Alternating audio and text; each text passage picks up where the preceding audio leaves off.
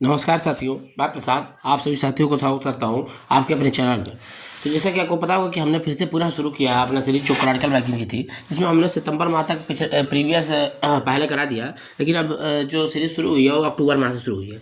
इसकी पहली क्लास हो चुकी है, ठीक है। तो आप जाके देख सकते हैं, क्रॉनिकल वैकिंग 2000 के नाम से एक प्लेलिस्ट बनी हुई है हमारे यूट्यूब चैनल पर। वहाँ से आप जाके जुलाई अगस्त सितंबर का भी देख सकते हैं और अक्टूबर की जो पहली क्लास है उसको भी देख सकती है, ठीक है। तो मैं सभी साथियों को बताना चाहूँगा कि यह क्लास आपकी 10 मिनट की या 12 मिनट की होगी, जिसमें हम 7 से 8 टॉपिक इसको कवर करेंगे। 8-10 टॉपिक भी करने की कोशिश करेंगे थोड़ा स्पीड में, ठीक है, क्योंकि करने की कोशिश करेंगे। यह क्लास जो आपकी चल रही है आगामी आर की जो परीक्षा आने वाली है, जो कि मई और जून के आसपास संभावित है, उसके लिए यूपी की चाहे लोअर की तैयारी कर लोअर पीसी की तैयारी कर रहा है उसके लिए, चाहे जूनियर असिस्टेंट की तैयारी कर रहा है 5512 और जो नई वाली 3000 वैकेंसी है उसके लिए। क्योंकि देखिए यूपी का भी लेवल एक तरह से पीसीएस के लेवल के ही पहुंच गया है, ठीक है। तो आपको बुक पढ़ना ही पड़ेगा करंट अफेयर के लिए, नहीं तो आप क्वेश्चन सॉल्व नहीं कर पाएंगे, ठीक है। तो सभी के लिए लाभप्रद है, ठीक है। तो वीडियो को शुरू करने से पहले सभी मित्रों से अनुरोध है कि आप ज़्यादा चैनल को सब्सक्राइब करें, ज़्यादा वीडियो को शेयर करें, ज़्यादा लाइक करें। आप हमारा टेलीग्राम चैनल और व्हाट्सएप चैनल को जरूर ज्वाइन कर रखें और इंस्टाग्राम पर आपको फॉलो कर सकते हैं। अगर मुझे पर्सनली इंस्टाग्राम पर फॉलो करना चाहते हैं तो प्रसाद मिश्रा जी जो 36 नाम का हमारा इंस्टाग्राम आईडी है वहाँ पे फॉलो कर सकते हैं और मुझे डीएम भी कर सकते हैं अगर कोई कुछ क्वेश्चन पूछना हो तो, ठीक है। तो चलिए शुरू करते हैं हम आज क्लास को। हम राष्ट्रीय परिदृश्य देख रहे थे, जिसमें हमने कल क्लास में पंचायतों में महिला नेतृत्व की राष्ट्रीय कार्यशाला तक पढ़ लिया था, ठीक है। अब आज इससे आगे हम पढ़ेंगे, ठीक है।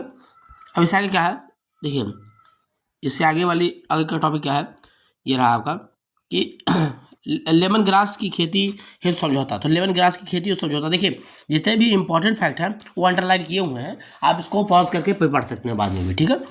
तो लेमन ग्रास की खेती के लिए 14/2024 को केंद्रीय औषधि एवं सुगंधित पौधा संस्थान ने ओडिशा के आदिवासी किसानों के बीच लेमन ग्रास की खेती का विस्तार करने के लिए भुवनेश्वर स्थित ब्रह्मांड सॉल्यूशंस प्राइवेट लिमिटेड के साथ समझौता ज्ञापन पर हस्ताक्षर किया है। तो किसके साथ किया है?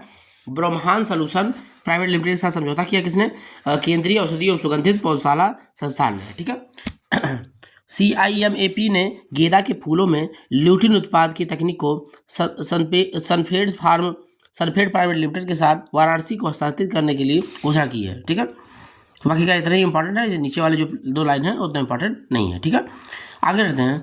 RBI द्वारा देवव्रत पात्रा की अध्यक्षता में समिति का गठन किया गया है, ठीक है। तो क्या है ये?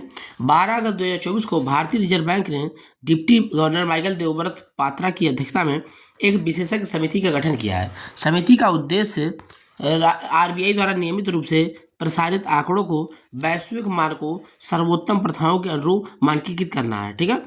जहां ऐसे मानक मौजूद नहीं है तथा आंकड़ों में आगे और सुधार की गुंजाइश है के बारे में मार्गदर्शन प्रदान करना है, ठीक है। तो यह समिति कितनी है? 10 सदस्यीय समिति है, ठीक है। अब ये देखिए बहुत महत्वपूर्ण आ गया है। देखिए यहाँ पे लोकसभा अध्यक्ष द्वारा नई संसदीय समिति का गठन किया गया है, ठीक है। देखिए यहाँ पे फुल स्क्रीन पे दिख रहा होगा आपको, इसमें क्या क्या है देख लीजिए। ये एकदम आराम से देखेंगे इसको। देखिए पहले देखिए लोक लेखा समिति के देखिए 17 अगस्त 2024 को लोकसभा अध्यक्ष ओम बिरला ने 2024-25 के लिए निम्नलिखित नवीन संसदीय समिति का गठन किया है। तो देखिए क्वेश्चन इसमें बन सकता है, समितियां बनी हैं तो उसके अध्यक्ष कौन है, उसका कार्य क्या है, ये सब पूछ सकता है। लोक लेखा समिति जिसको PSC कहते हैं हम, पब्लिक अकाउंट कमेटी कहते हैं इसके नवनियुक्त अध्यक्ष कौन है? KC वेणुगोपाल है, ठीक है, जो कि कांग्रेस के सांसद हैं, ठीक है। भारत सरकार अधिनियम 1919 के तहत 1921 में स्थापित किया गया था। यह समिति 1921 में बनी थी, 1919 के अधिनियम के तहत, ठीक है। इसमें 22 सदस्य होते हैं, 15 लोकसभा के और 7 राज्यसभा के। कार्य क्या होता है? सार्वजनिक व्यय की जांच करना, कैग रिपोर्टों को छानबीन करना तथा सार्वजनिक धन का कुशल उपयोग सुनिश्चित करना। दूसरा क्या है? प्राकलन समिति। तो इसके अध्यक्ष कौन है? संजय जायसवाल, जो कि भारतीय जनता पार्टी के सांसद हैं। 1921 में चली आ रही इस परंपरा 1950 में पुनर्गठित जाल मथाई द्वारा अनुशंसित जाल मथाई ने उसकी अनुशंसा की थी इस समिति की। 30 सदस्य होते हैं, सभी लोकसभा के होते हैं। तो प्राकलन समिति में सभी क्या होते हैं? लोकसभा के होते हैं। बजट और अनुमानों की जांच करता है, आर्थिक दक्षताओं का सुझाव देता है तथा वैकल्पिक नीतियों की सिफारिश करता है, ठीक है। आगे बढ़ते हैं। सार्वजनिक उपक्रम की कमेटी, इसके अध्यक्ष कौन है? बैजंत पांडा, कृष्णा मेनन समिति के आधार पर 1964 में स्थापित। देखिए जाल मथाई ने अनुसूचित की थी प्राकलन को और कृष्णा मेनन समिति के आधार पर सार्वजनिक उपक्रम कमेटी बनी थी, जिसमें 22 सदस्य होते हैं, 15 लोकसभा के और 7 राज्यसभा के। सार्वजनिक क्षेत्र के उपक्रम जैसे LIC हुआ, BSNL हुआ के खातों रिपोर्टों की जांच करना तथा परिचालन के हस्तक्षेप किए बिना सिफारिशें प्रदान करना। अब आगे बढ़ते हैं। अन्य पिछड़े वर्गों के कल्याण समिति, अन्य पिछड़े वर्गों के कल्याण समिति, तो इसके अध्यक्ष कौन है? गणेश सिंह। समिति का गठन जून 2012 में किया गया था। इसमें 30 सदस्य होते हैं, जिसमें 20 लोकसभा के और 10 राज्यसभा के होते हैं। ओबीसी कल्याण के लिए नीतियों के कार्यान्वयन पर ध्यान केंद्रित करना, आरक्षण का मूल्यांकन करना और सुधार देना इसका है। अनुसूचित जातियों और अनुसूचित जनजातियों के कल्याण पर समिति, भगत सिंह कुलस्ते इसके अध्यक्ष हैं। समिति की स्थापना 1968 में हुई थी। समिति में 30 सदस्य होते हैं। देखिए अब देखिए ओबीसी वाला जो समिति बनी है उसकी स्थापना 2012 में, और जो अनुसूचित जाति अनुसूचित जनजाति वाली है उसका स्थापना 1968 में हुआ है। इसमें भी 30 सदस्य हैं, 20 लोकसभा के, 10 राज्यसभा के। तो ये जो तीन नीचे वाली दो समितियां हैं, नीचे वाली बहुत इंपॉर्टेंट है, दोनों नीचे वाली जो समितियां हैं बहुत ही इंपॉर्टेंट है, इसको याद कर लेना, ठीक है। तो अन्य पिछड़ा वर्गों के लिए 2012 में, SC ST के लिए जो समिति बनी है लोकसभा में 1968 में बनी है, ठीक है। दोनों में 30 सदस्य होते हैं, 20 लोकसभा के, 10 राज्यसभा के, ठीक है। बाकी का ये कल्याण संबंधित करते हैं, वो ओबीसी वाली करती है, ये SC ST के लिए करती है, ठीक है। तो ये हो गया, आपको अच्छे से इसको याद रखना है, ठीक है। प्राकलन का संजय जायसवाल, सार्वजनिक उपक्रम का बैजंत पांडा, अन्य पिछड़ा वर्गों के लिए गणेश सिंह और अनुसूचित जनजातियों के लिए भगत सिंह कुलस्ते और PSC के KC वेणुगोपाल अध्यक्ष हैं, ठीक है। अब देखिए जो इंपॉर्टेंट है नीचे वाली दो समितियां, इसमें मैं स्टार बना दिया, इसको बहुत अच्छे से आप रीड कर लेंगे, बहुत अच्छे से। इसमें से ये पॉलिटी का क्वेश्चन बन सकता है इसमें से, ठीक है। तो इसको बहुत ही करंट अफेयर नहीं, ये पॉलिटी क्वेश्चन बनेगा, बहुत ही इंपॉर्टेंट है, बहुत ही इंपॉर्टेंट है इसको पढ़ना है, क्योंकि ठीक है नई समितियां है ना, इसको जल्दी मतलब कि ज़्यादातर पढ़ते नहीं लोग, तो इसमें से क्वेश्चन बन सकता है आर जैसे पेपर में, ठीक है। आगे बढ़ते हैं। नेक्स्ट टॉपिक आपका है प्रधानमंत्री द्वारा 109 नई फसल किस्मों का अनावरण। 11 अगस्त 2024 को प्रधानमंत्री नरेंद्र मोदी ने भारतीय कृषि अनुसंधान परिषद द्वारा विकसित 61 फसलों की 109 नई किस्मों का अनावरण किया है। 109 नई किस्मों में 34 खेती की फसलें हैं और 27 बागवानी की फसलें हैं, ठीक है। तो 24 कितनी खेती की फसलें हैं? 34 खेती की फसलें हैं और 27 बागवानी की फसलें हैं, ठीक है। इसका उद्देश्य क्या? उद्देश्य भारत में खाद्य सुरक्षा को बढ़ाना, कृषि विविधता को बढ़ाना और पोषण संबंधित चुनौतियों का समाधान करना। ये किस्में उच्च उपज देने वाली, जलवायु लचीली, जैव सशक्त है। इसमें प्रमुख किस्में कौन कौन सी हैं? देखिए प्रमुख फसलें कौन सी हैं, ये बहुत इंपॉर्टेंट है। आर के लिए कृषि सेक्शन में बहुत इंपॉर्टेंट है, ये कृषि सेक्शन में आ सकता है। ये पूजा 1801 उसका है, पूजा 1801 किसकी फसल है, ठीक है। तो ये क्या है? पूजा 1801 आयरन और जिंक से भरपूर बाजरा की किस्म है। इसे बाल कुपोषण से निपटने के लिए विकसित किया गया है। पूसा 2002 बाजरा की एक किस्म है जो 70 दिन में पक जाती है और जलवायु लचीलापन को बढ़ावा देती है। गिरनार से उच्च तेल सामग्री वाली मूंगफली की किस्म है। और नामदयाल 1267 यांत्रिक कटाई के लिए उपयुक्त चना की किस्म है, ठीक है। तो ये चारों फसलें जो हैं आर के कृषि के सेक्शन में पूछ सकती हैं, ठीक है। करंट का क्वेश्चन है लेकिन कृषि सेक्शन में आएगा। पूजा 1801 आयरन से भरपूर, देखिए क्या है ये वाला, क्या है? पूजा 1801 क्या है? पूजा 1801 ये है बाजरा, ठीक है, बाजरा, ठीक है। पूजा 1801 क्या है? बाजरा है, बाजरा है। पूसा क्या है? पूसा 12 बाजरा है। लेकिन ये भी कितना है? देखिए पूसा वाली जो फसल है 17 दिन का बाजरा है और आयरन जिंक वाला बाजरा पूजा है। गिरनार 6 उच्च तेल सामग्री वाली मूंगफली की किस्म है, गिरनार 6। देखिए गिरनार से आप देख सकते हैं कि गिरनार की पहाड़ियाँ कहाँ हैं? आपके गुजरात में है। तो गिरनार 6 कहाँ का है? मूंगफली की फसल है, मूंगफली ज़्यादा गुजरात में ही होती है, ठीक है। नांदयाल 1267 यांत्रिक कटाई के लिए चने की किस्म है, ठीक है। इसको बहुत ही अच्छे से याद करना है और ये बहुत ही महत्वपूर्ण और इंपॉर्टेंट है, स्टार लगा दिया हमने, ठीक है। आगे बढ़ते हैं। अपतटीय क्षेत्र खनिज ट्रस्ट नियम 2024 क्या है? 10 अगस्त 2024 को केंद्र सरकार ने अपतटीय क्षेत्र खनिज ट्रस्ट निगम 2024 पेश की है, जो भारत के अपतटीय क्षेत्रों में खनिज अन्वेषण और उत्पादन की देखरेख के लिए पहली बार एक व्यवस्थित ढांचा स्थापित करते हैं। ट्रस्ट का उद्देश्य पर्यावरण संरक्षण और सामुदायिक कल्याण सुनिश्चित करते हुए सतत अन्वेषण को बढ़ावा देना है। नए नियमों के तहत अपतटीय खादानों के उत्पादन पट्टे धारकों को सरकार को अपनी रॉयल्टी भुगतान का 10% देकर ट्रस्ट में योगदान करना होगा, ठीक है।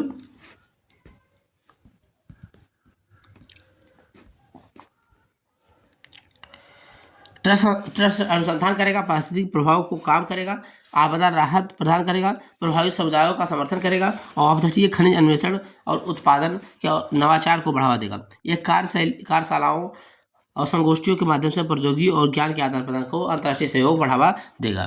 ठीक है, बस इतने पढ़ना इसमें। संसदीय समिति, संयुक्त संसदीय समिति का गठन, ये क्या है? अब देखिए जेपीसी का गठन हुआ है। जेपीसी का गठन हुआ किस मुद्दे पर? देखिए जेपीसी का गठन हुआ 9 अगस्त 2024 को वक्फ बोर्ड वक्फ संशोधन विधेयक 2024 समीक्षा के लिए संयुक्त संसदीय समिति जेपीसी का गठन किया गया। तो 9 अगस्त 2024 को वक्फ बोर्ड के लिए जेपीसी का गठन किया गया। जेपीसी के गठन के प्रस्ताव को संसद के दोनों सदनों से मंजूरी दे दी गई। 31 सदस्यीय संसदीय समिति में लोकसभा से 21 और राज्यसभा से 10 है। तो कितना है कि 21 लोग हैं इसमें, 31 लोग हैं जिसमें लोकसभा से 10, 31 और राज्यसभा से 10 सांसद हैं।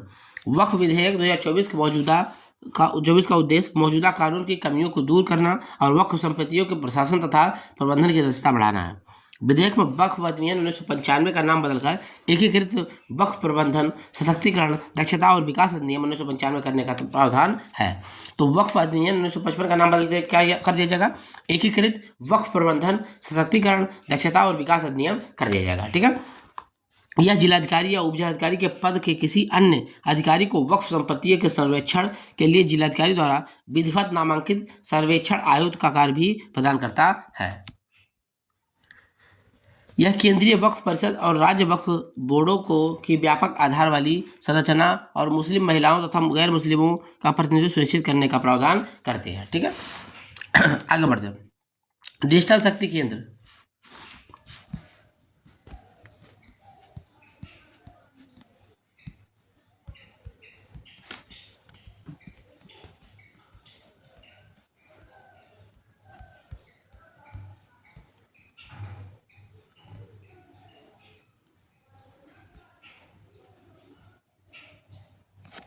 डिजिटल शक्ति केंद्र 5 अगस्त 2024 को राष्ट्रीय महिला आयोग की अध्यक्ष रेखा शर्मा ने डिजिटल शक्ति केंद्र का अभियान के अंतर्गत डिजिटल शक्ति केंद्र का उद्घाटन किया गया। ठीक है, तो किसने किया? रेखा शर्मा ने किया है। शक्ति केंद्र का उद्घाटन साइबर पीस फाउंडेशन के सहयोग से किया गया। किसके सहयोग से किया गया है? साइबर पीस फाउंडेशन के सहयोग से इसको किया गया है। इसका उद्देश्य महिलाओं को लक्षित करने वाले साइबर अपराधों को बारे में जागरूकता बढ़ाना और शिकायतों को दर्ज करने और उनका समाधान करने के लिए आवश्यक तकनीकी सहायता प्रदान करना है। ठीक है, वर्ष में भारत में वर्ष 2021 में 52,974 साइबर अपराध से जुड़े मामले दर्ज किए गए हैं, जो 2022 में बढ़कर 65,893 हो गए हैं। गति शक्ति विश्वविद्यालय एवं एयरबस द्वारा विमानन कार्यकारी प्रशिक्षण, ये क्या है? तो 5 से 7 अगस्त 2024 को मध्य गति शक्ति विश्वविद्यालय ने विमानन क्षेत्र के लिए अपनी पहली कार्यकारी प्रशिक्षण कार्यक्रम आयोजित किया है। यह कार्यक्रम एयरबस के सहयोग से नई दिल्ली के द्वारका में, कहाँ किया गया है? नई दिल्ली के द्वारका में स्थित एशियाई परिवहन विकास संस्थान में आयोजित किया गया है। 3 दिवसीय होगा। ये कौन सा प्रशिक्षण? 3 दिवसीय होगा। कामकाजी पेशेवरों के लिए सुरक्षा प्रबंधन प्रणाली के केंद्रित है। इस कार्यक्रम में इंडिगो, विस्तारा जैसी प्रमुख एयरलाइनों के साथ साथ एयरबस और नागरिक उड्डयन मंत्रालय के प्रतिनिधियों ने भाग लिया। उल्लेखनीय है कि इस पाठ्यक्रम में नेपाल से 4 और भूटान से 4 प्रतिभागियों सहित अंतर्राष्ट्रीय पेशेवरों ने भी भाग लिया है। ठीक है, आगे बढ़ते कितने हैं? नेपाल से 4, भूटान से 2 प्रतिभागी। अंग परिवहन के लिए भारत पहली बार दिशा निर्देश जारी, ये क्या है? तो 5 अगस्त 2024 को केंद्रीय स्वास्थ्य एवं परिवार कल्याण मंत्रालय ने पहली बार देश में जीवित मानव अंगों के परिवहन के लिए दिशा निर्देश जारी किया है। तो किसने जारी किया? स्वास्थ्य मंत्रालय ने।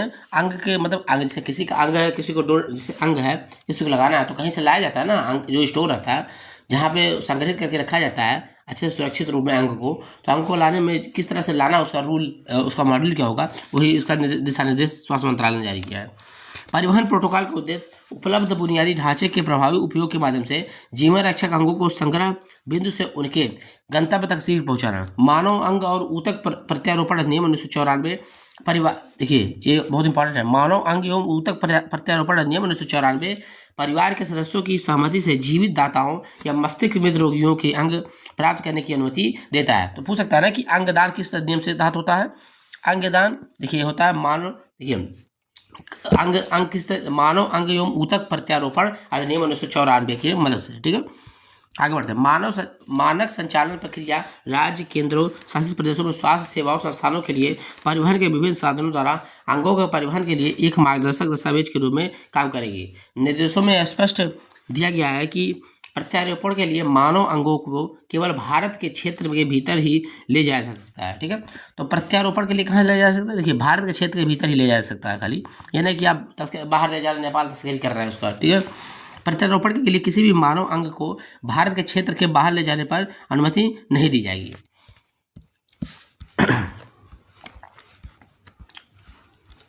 आगे बढ़ते हैं। निर्यातोन्मुखी बागवानी क्लस्टर, बहुत इंपॉर्टेंट क्वेश्चन है, इसको आप अच्छे से देखेंगे, इस पर स्टार लगा हुआ है।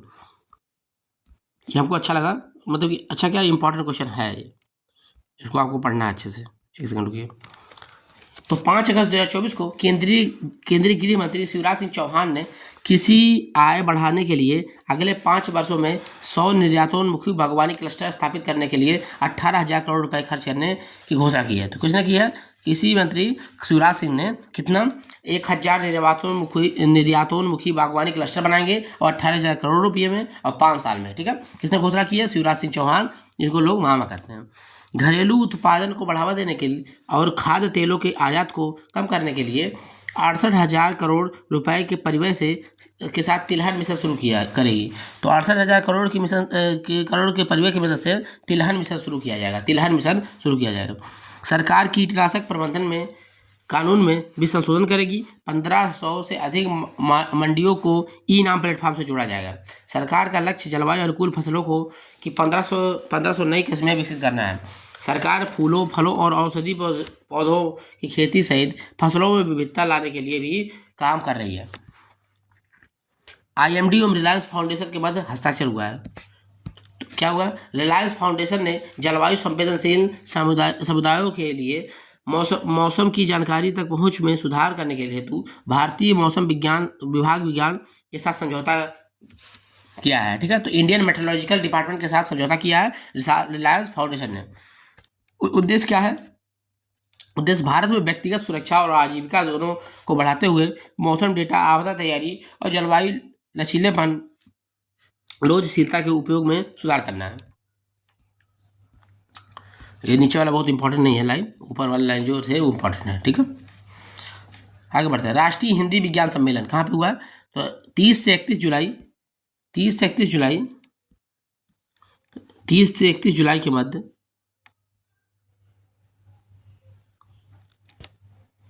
30 से 31 जुलाई 2024 में राष्ट्रीय विज्ञान सम्मेलन 2024 के चौथा संस्करण का आयोजन कहाँ पे किया गया? तो चौथा संस्करण आपका मध्य प्रदेश के भोपाल में हुआ है। राष्ट्रीय हिंदी विज्ञान सम्मेलन 2024 मध्य प्रदेश भोपाल में चौथा संस्करण। इस सम्मेलन का विषय क्या है? अमृत काल में राष्ट्रीय वैज्ञानिक चेतना का उन्नयन। तो क्या है? अमृत काल में राष्ट्रीय वैज्ञानिक चेतना का उन्नयन। इस सम्मेलन का उद्देश्य शोधकर्ताओं को हिंदी में अपने काम को प्रस्तुत करने और चर्चा करने के लिए एक मंच प्रदान करना है। जितने भी शोधकर्ता है वो हिंदी में अपना काम करें और मतलब उसको एक मंच प्रदान करता है। मध्य प्रदेश के मुख्यमंत्री डॉक्टर मोहन यादव ने कार्यक्रम का उद्घाटन किया। तो किसने किया है? जो मुख्यमंत्री मोहन यादव जी हैं उन्होंने इसका उद्घाटन किया है। सम्मेलन का आयोजन वैज्ञानिक और औद्योगिक अनुसंधान परिषद, उन्नत पदार्थ एवं प्रक्रिया अनुसंधान संस्थान और भोपाल ने अन्य संगठनों के साथ सहयोग करके किया है। तो जितने भी ये संस्थान हैं इन्होंने सहयोग किया है। सम्मेलन कौन किया है? वैज्ञानिक एवं औषधि औद्योगिक अनुसंधान परिषद, उन्नत पदार्थ एवं प्रक्रिया अनुसंधान संस्थान भोपाल ने अन्य संगठनों के साथ सहयोग करके किया है। इन संगठनों में भारत विज्ञान भारती, मध्य भारत प्रांत, मध्य प्रदेश विज्ञान एवं प्रौद्योगिकी परिषद, मध्य प्रदेश भोज विश्वविद्यालय, ये सभी शामिल थे। ठीक है, सम्मेलन में विज्ञान, प्रौद्योगिकी, आयुर्वेद, इंजीनियरिंग और विज्ञान संचार के विविध विषयों पर 6 सत्र आयोजित किए गए। तो कितने आयोजित किए? 6 सत्र आयोजित हुए सभी विषयों पर।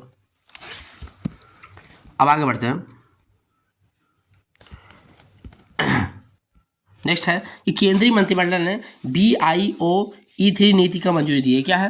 तो 24 अगस्त 2024 को केंद्रीय मंत्रिमंडल ने BIO-E3 अर्थव्यवस्था, पर्यावरण और रोजगार के लिए जैव प्रौद्योगिकी नीति को मंजूरी दी है। जैव प्रौद्योगिकी विभाग द्वारा प्रस्तावित BIO-E3 उच्च प्रदर्शन जैव विनिर्माण को बढ़ावा देने के लिए एक नीति है। इसका प्रमुख विशेषता है विशेषताओं में विषयगत क्षेत्रों में अनुसंधान और विकास और उद्यमिता के लिए नवाचार संचालित समर्थन शामिल है। यह बायो मैन्युफैक्चरिंग और बायो एआई हब और बायो फाउंड्री की स्थापना करके प्रौद्योगिकी व्यावसायीकरण और विकास को गति देते हैं। यह नीति हरित विकास के पुनर्योजी जैव अर्थव्यवस्था मॉडल को प्राथमिकता देना और भारत में कुशल कार्यबल के विस्तार की सुविधा प्रदान करना है। इस नीति से नेट जीरो कार्बन अर्थव्यवस्था और कार्बन के लिए जीवन शैली जैसी सरकार की पहलों को मजबूती मिलेगी। BIOE3 नीति टिकाऊ भविष्य को बढ़ावा देगी और आगे बढ़ाएगी। उच्च प्रदर्शन जैव विनिर्माण से तात्पर्य दवा से लेकर सामग्री तक के उत्पादों को बनाने की क्षमता है। तो क्या BIO3 नीति विषयगत क्षेत्रों में ध्यान केंद्रित करेगी। कौन कौन से क्षेत्र में ध्यान केंद्रित करेगी ये नीति?